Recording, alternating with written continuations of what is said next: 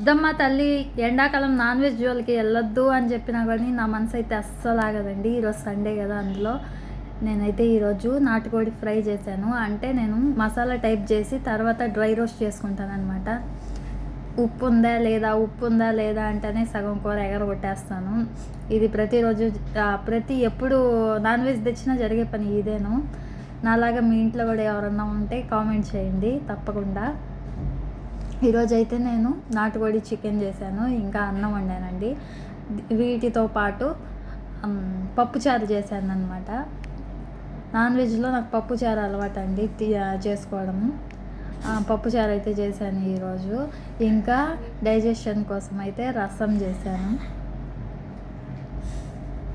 ఈ 3 వేసుకొని తింటే ఉంటుంది చూడండి, అద్భుతం అనమాట. నేను చెప్పాను కదా మసాలా టైప్ చేశాను అనేసి, అదే కుక్కర్లో చేశాను అనమాట. ఈరోజు ఫ్రూట్ అయితే మాకు పైనాపిల్ అండి. వీడియో అయితే ఇంతే. మీకు నచ్చితే లైక్ చేసి సబ్స్క్రైబ్ చేసుకోండి. బాయ్.